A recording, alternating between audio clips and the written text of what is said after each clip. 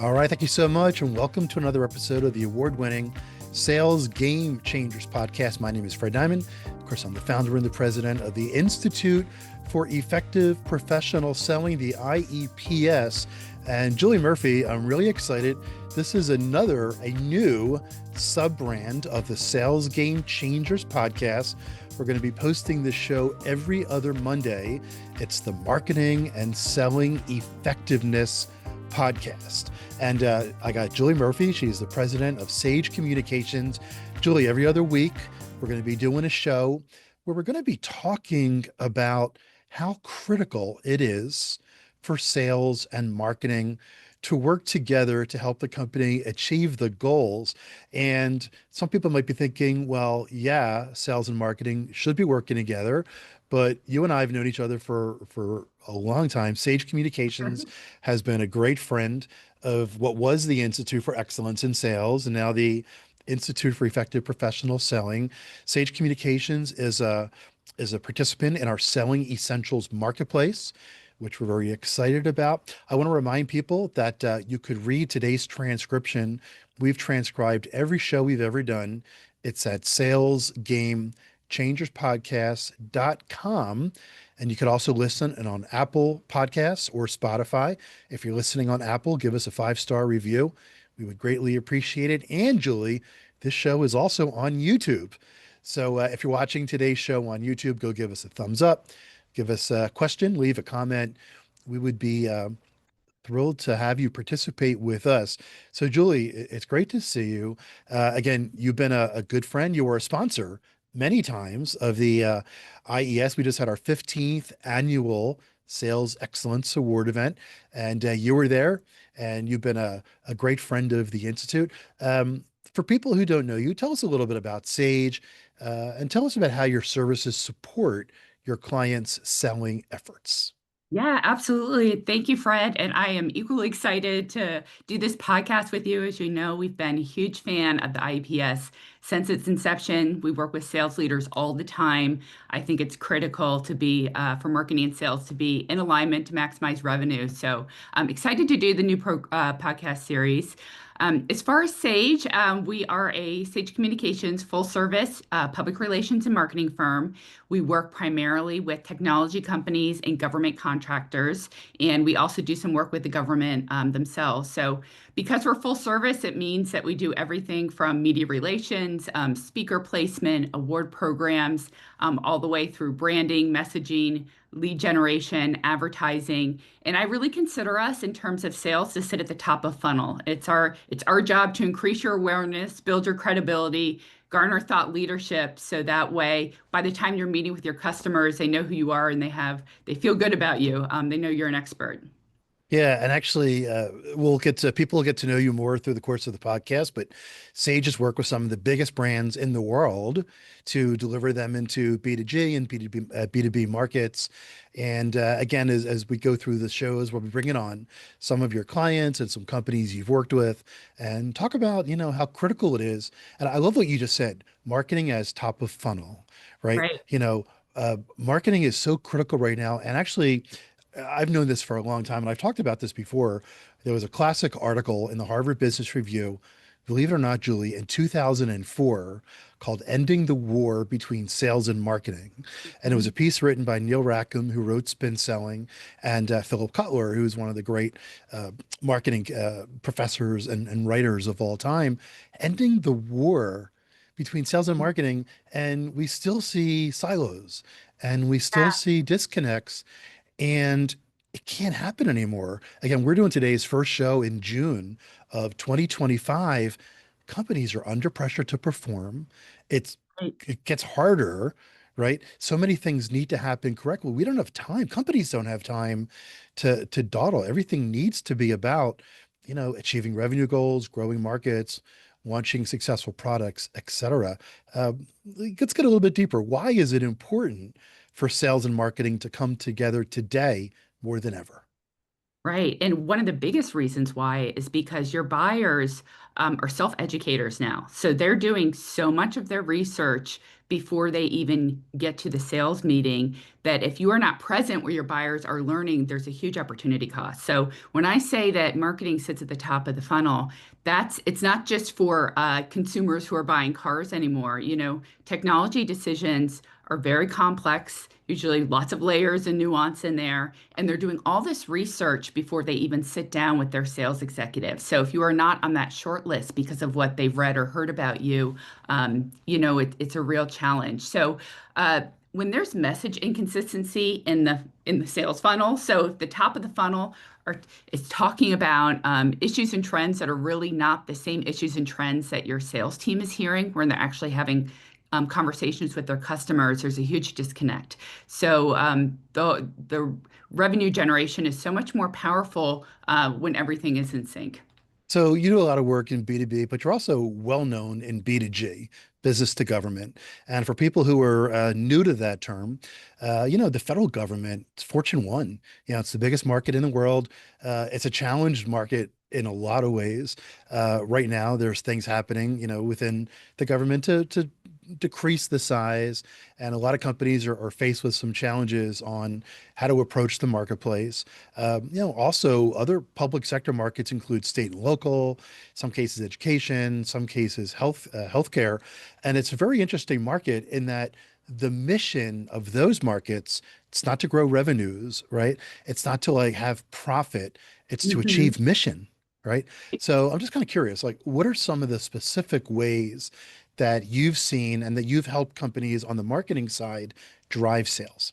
Sure. So you bring up a really good point because marketing has gotten as close to one as possible. And what I mean by that is you really have to speak your customer's language into their specific challenge. So if marketing is very generic, or in the case that you just mentioned for a public sector organization, if you're using commercial terms, it's really not going to be relevant and you're going to lose that sale pretty quickly.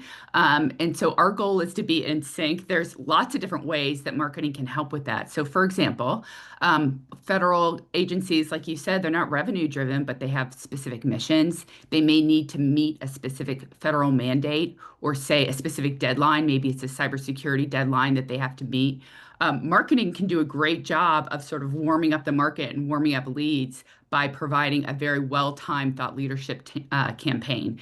So you're getting those federal agencies information that they really need and want in a very specific window of time, and you're positioning yourself as the expert, as the go-to helper to these federal agencies, and that can be very effective in generating leads. The other piece too is, as you know, in the public sector market, this is not a quick sale. The sales process is sometimes months, sometimes years. And so, thought leadership and marketing, it's another way to keep in front of your customer. So you're not just sort of always knocking on the door like, hey, don't forget about me. You're providing a white paper on a timely topic, or something has come out in the news and you're providing your perspective on it. You're there to help your customer learn and educate themselves. And you sort of stay top of mind throughout that whole process. That's a great point. In a lot of B2B and complex and B2G sales, it's a long process, right? Yeah. And you have to hit, even in B2B, you have to hit multiple places along the way. And you need to keep demonstrating to your customer and prospects that you know what they're going through and you know Right. the challenges that they're facing. And you can't just show things like we offer great technology that does X, Y, and Z. Like you're right. I love the way you just said it's one-on-one a lot right now, where Yeah. and the great sales professionals and the great sales organizations, they're focused specifically on how am I going to help this customer achieve this goal, right? Or get to this mission or provide this type of service out there. You kind of alluded to this in your previous answer, but marketing is a very broad term. And a lot Yeah. of people, when they think of marketing in the sales world, they think about lead generation and they don't think a lot more beyond that. That's a piece of it. What are some of the other ways? You mentioned thought leadership. What are some of the other ways that marketing now has to accelerate the sales process? Sure. So there's a whole spectrum that marketing can help you. So from the very top line, strategic is the thought leadership, right? Are you talking about the topics and the challenges that are going to be most interesting to your buyer? Are you really helping them from a topical standpoint? Down to lead generation, if your sales team needs some qualified leads, all the way through what we call sales enablement. We do this with a lot of our clients. I mean, this is when you're really in lockstep with the sales team. So you're helping with everything from pitch decks, preparing for major RFPs. Maybe you have a landing page or a specific campaign around a major RFP. You're regularly meeting with your sales team on pipeline review, to very specific materials that can be around a specific federal mandate. It can be ROI calculators. I mean, it could be scripts and talking points, to help frame the pitch. To me, the marketing team is really embedded into the sales team, and that should be a really close process. Everything from, top of funnel awareness building, credibility building, all the way through lead generation and preparing them for the actual sale and conversation. That's a great point. And uh, it's gotten so much easier for people on the marketing side to understand a lot of that, right? It used to be, you had to like, a lot of times the marketing people were either in the office or they were at events and the salespeople were on the field. So it wasn't always easy to bring people together. But now with all forms of communication and of course AI, the ability for everybody to get smarter about what the specific customer needs, there's kind of no excuse, Julie, for Yeah. both sides not to enable the other side. Yeah. And customers they're skeptical if they get something that's too generic. Especially in the public sector market. And the best way to earn trust is to show that you truly understand your customer. And to show that you truly understand your customer, it's got to be very customized communication. So previously, it's what I call the Super Bowl of marketing, right? You've got a really wide reach. It's a more generic message across a wide audience. I mean, the good news is you don't have to necessarily even have a massive marketing budget in order to reach your goals. You have to have a very targeted, really aligned, marketing plan that's well aligned with sales in order to reach your goals on just the high priority targets. That's a great point. As you know, I was the marketing director for Compact's federal marketplace in the mid 90s, right? And our big challenge was showing the government market that we were committed to it, that we understood words like GSA and Right. certain words that escape me right now, GWAC, Right. government-wide acquisition IDIQ. con. I'm sorry, I said IDIQ. IDIQ, exactly. And now, I mean, you have to get specific, not just into the program, but where the government customer wants to go, right? And the specific service that the customer is needing, citizens are needing, et cetera. And it requires just like pinpoint type of precision to get those messages across. One thing that you talked to me about, you mentioned to me that a lot of times um, Communications was brought in to a company by the sales leader, right? Right. So talk a little bit more about that. Time. Yeah, so many of our clients, a lot of times initially through a sales leader, maybe he or she has worked with us in the past and has gone to a new company. To me, that really validates, how well it works when marketing and sales work together. So again, in public sector, it's not going to work to use the commercial marketing language or something that sounds too corporate or too generic. You have to showcase that you know and understand your customer in the market. A lot of times, Sage serves as sort of the arms and legs and the eyes and ears of the companies we work with. So we're also news junkies, so we're following this stuff 24/7. So if a federal mandate comes out or something hits the news cycle that's really relevant, we flag it to our clients, and we're immediately reaching out to the reporters, to help our clients provide expertise on, timely topics that are sort of the news of the day. And being able to provide that really positions our clients as experts. And in order to really do that, you have to live and breathe this stuff. It's got to be something that you understand, that you enjoy, that you're passionate about. And marketing programs that are, sort of built within this context of really deep knowledge of the government and their customer are the most successful, I think. And so a lot of times it is true. A lot of the sales leaders are sometimes our biggest fans and will bring us in, which we, of course, really appreciate. But we love working with the sales leaders. And I look at it as if we're not making our sales leaders successful, if they don't feel like I'm helping them, I'm not doing my job well. No, that's great. Actually, you as a marketing agency and the whole marketing organization, the reason that you're around and they're around is because of you got to drive sales. And if Right? sales are driven and revenue is driven, then we say this all the time, then the rest of the organization can be supportive. It's interesting that something you were just saying, the average sales rep needs to understand intimately where his or her customer and where their industry is going. And a lot of times when people ask me, how can I have a great career, a long, successful career in sales? I'll say, you got to have one of two things. You got to be really deep in a market, right? Or an Yes, industry where you understand where it's going and you're, embedded in that market. And the other thing I say is, or you could be a real expert on a technology or some type of service that will be needed by that marketplace. Marketing, more than ever, I like the way you say it, has to really be students of the market, right? yes. Has to understand globally and specifically as you're working with the sales professionals to understand where their customers are going. All sales is built on accounts, right? It's built on how are we winning this business and this account. There's a global number of what we're bringing in, but it all gets driven up. I'm just kind of curious, how detailed do you think marketing needs to be to understand, like, at the account level? Is it important? Do you just, like, let's say, for example, federal, do you need to know a department level, or is it important to get down to agency level and maybe even programmatic? Today, again, we're doing today's interview in June of 2025. Yeah, absolutely. You should get to agency and programmatic. And obviously, there are so many of those that you can't know all things. And so that's why it's important to get with your sales team and do that pipeline review. Because if there's one particular huge RFP that's coming out with a specific federal agency, then we can get smart on that individual agency. What are their specific challenges they're facing? When is the contract up for renewal? All of these details. So that we can put together a really customized campaign. So I do think it's really important to get down to the agency and programmatic level. All right. Once again, this is the first marketing and selling effectiveness podcast. Every other week, Julie Murphy from Sage Communications is going to come on the show with me, and we're going to talk about these topics and how marketing and sales can really add significant value to what the company's trying to achieve. And then we're going to be bringing on some sales leaders and some marketing leaders to talk about some specific things that they're doing. Once again, the podcast is on Apple Podcasts, Spotify. It's on YouTube. You can always go to salesgamechangerspodcasts.com to read the transcripts of the show and to listen to them.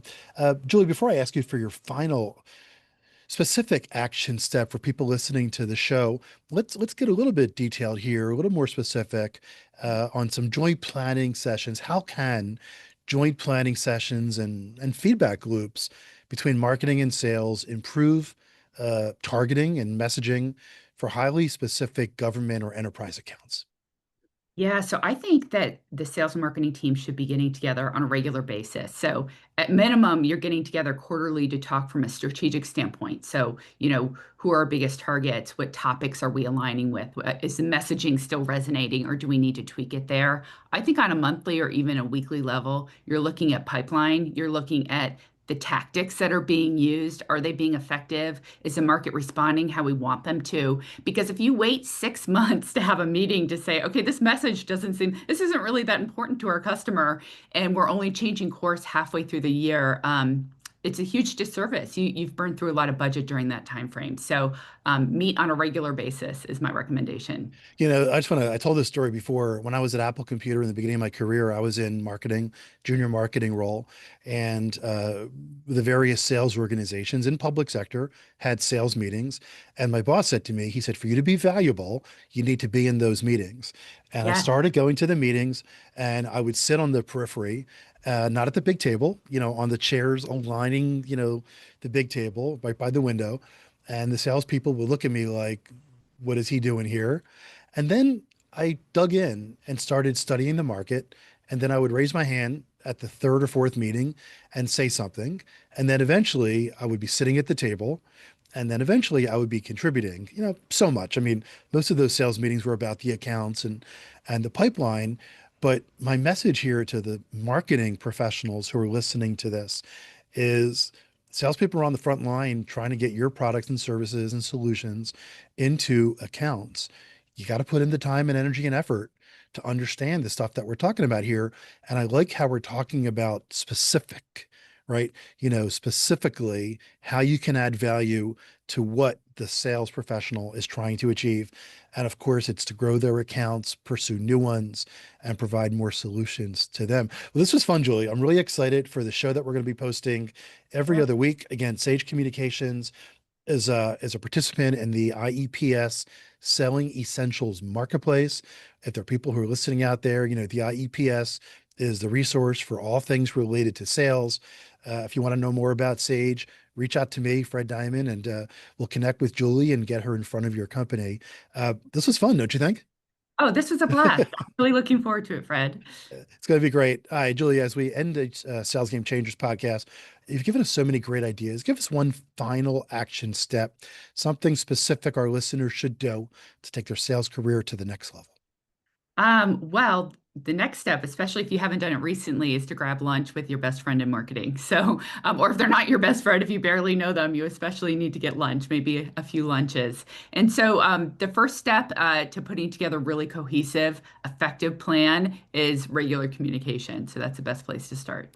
No, that's smart. And, we talk a lot about building relationships, of course. And, if you got it, sales also has to help marketing. We're talking here, there's a lot of tools, obviously, but, tell your marketing people what you need, what you think you need. And again, marketing needs to have the initiative.